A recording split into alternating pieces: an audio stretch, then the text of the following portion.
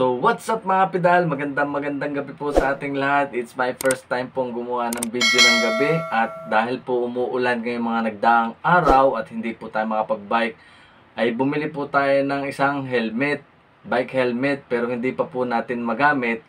Kaya ang gagawin po natin ay titingnan lang po natin itong Kask Protoni na ating nabili sa online shop. Bali ito po ay almost 1 week na sa akin.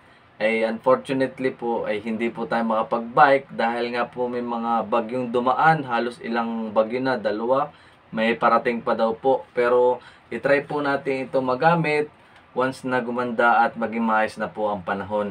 Atin lamang po sisilipin dahil ito po ay araw-araw kong isinusuot dito lang sa loob ng bahay.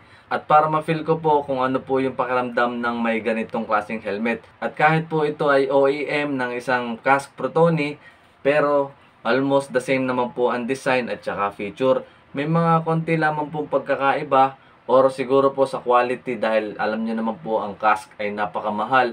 Pero syempre tayo naman po ay walang budget para bumili ng mga ganong klaseng helmet. Ay gusto lang po nating ma-experience kung paano po ang pakiramdam ng nagsusuot ng mga ganitong klaseng design. So ito po ay well ventilated po na helmet. Ito pong kulay white ang ating kinuha dahil ito po yung medyo maganda. Kahit po sa summer ay napaka-komportable. Tapos ito po ay maraming mga ventilation. Tapos yan, napakaganda po ng kanyang aesthetic at saka profile. Then titingnan din po natin yung loob kung gaano po kaganda or komportable. Itatry din po natin tong isuot ngayon ng nakasombrero at wala pong sombrero, kung parehas lang po magiging komportable.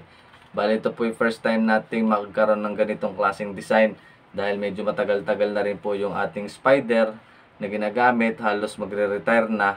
So nagtry po tayong bumili ng bago para maka-experience naman po tayo ng ibang klaseng helmet. Sige po mga pedal, atin pong check ang loob at saka yung design nitong Kask Protoni na OEM. Woo! And bali ito na po yung ating Kask Protoni na nabili sa online. At doon po sa mga interesado, ilalagay ko na lamang po sa description ng video ito ang kanilang online shop. So ito po ay OEM. So ito po ay almost similar na rin po do sa Kask Protoni na original. Ang mga pagkakaiba lamang po nito ay siguro doon talaga sa high quality ng mga plastic at saka foam at saka po do sa design talaga. Pero ito naman po ay budget friendly doon po sa mga hindi po talaga kayang ma-afford ng mga mamahalin at high-end na helmet, pero concern pa rin sa kanilang safety. So ito pwede naman po nyo itong gamitin, pero talaga pong mag-iingat lang po tayo at laging ride safe sa ating pagpedal. So ito po ay well ventilated na helmet at ito po ay isa sa pinakasikat na helmet ng Kask na pwede nyo mabili dahil ito po ay napakaganda na aesthetic at saka po design. Yan, napakaganda po ng feature. Tapos ang nakita ko naman po dito sa ating OEM, kahit po ito ay OEM, ay napakaganda po ng mga seam. Malinis na malinis po yung kanyang pagkakagawa. So quality talaga. At hindi naman po natin masasabi na talagang hindi tayo lugi dito sa ating pagkakabili dito. Tapos dito po sa ilalim, yan, meron din po siya makapal na foam na kung halimbawa po ito ay maluma, may mabibili naman po tayo sa online shop ng replacement. Then ito po ay maganda rin ang pagkakagawa ng nylon strap. Tapos dito po sa kanyang chin strap ay yung parang leather din po. Almost similar din po dun sa original, pero syempre iba pa rin yung quality. Pero at least nakuha naman niya yung kanyang purpose at design. Yan, may made in Italy din po. Yan, dito po sa likodan may nakalagay din po logo na Kask. Tapos size medium 52-58. Yan, tamang-tama po yan sa sukat ng ating ulo, kaya ito po yung ating kinuha. Yan, ito naman po ay maganda rin po ang dial at swak na swak din po at hakab na hakab sa ating ulo. Yan, napakaganda naman po at napakasulit din naman at napakalinis ng pagkakagawa. So meron din po siyang reflector dito for safety po, para at least yung mga nasa likod natin makikita yung ating pagra-ride. Ang weight po nito ay nakalagay po ay 215 grams, pero for sure hindi naman po yun yung kanyang original. Hindi ko pa rin po naman nasukat, pero i-update ko na lamang po kayo once na check ko kung gaano po talaga kabigat itong OEM na Kask Protoni. So ito po ay atin lamang ipinakita sa inyo dahil hindi po tayo makalabas at makapag-bike. Pero soon enough ay magagamit din po natin to. At doon ko po masasabi sa inyo kung gaano po kakomportable at saka napaka ganda ng kanyang ventilation habang nagra-ride. So try naman po natin siyang isuot ng naka-cycling cap, tapos mamaya po tatanggalin natin yung cycling cap na sabi ko po kanina ay sombrero. Then para makita po natin kung ano po yung fit niya ng merong cycling cap at saka po ng wala. So ayan po.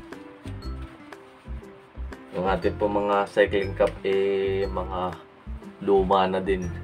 Pero at least napapagtsagaan pa naman nagagamit. So ayan po. Medyo sisikipan natin. So ayan po. Napakaganda naman po ng fit sa atin. Eksakto lang. Hindi po siya malikot. Then kahit po siya ay maluag, hindi pa rin po siya gumagalaw. Ayan. Kaya pag nakababa, ganyan ay itsura.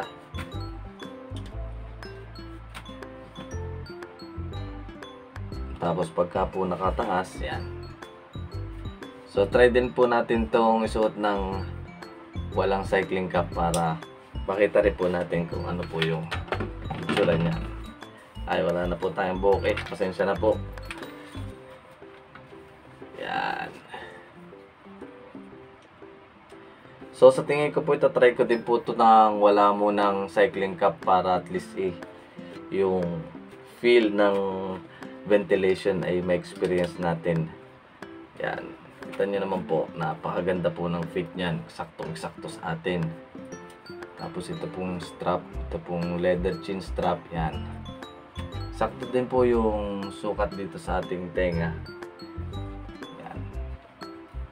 Then okay naman po. So doon po sa mga interesado sa ganitong klaseng Casc Protoni na OEM, ilalagay ko na lamang po sa description ng video ito yung kanilang online shop para mas madali po kayo maka-order. Tatry din po natin bumili ng iba pang mga helmet, although talagang budget friendly lang kaya natin para at least naman po matry natin na iba't ibang klaseng helmet habang nagra-ride tayo.